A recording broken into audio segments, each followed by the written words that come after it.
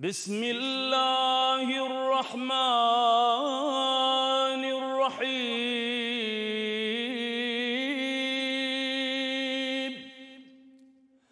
اللهم صل على محمد وآل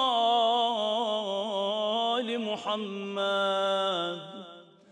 اللهم اجعلني فيه من المستغفرين، واجعلني فيه من عبادك الصالحين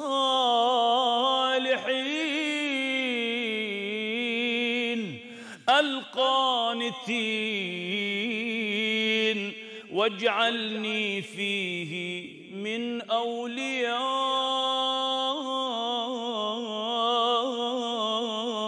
المقربين برأفتك يا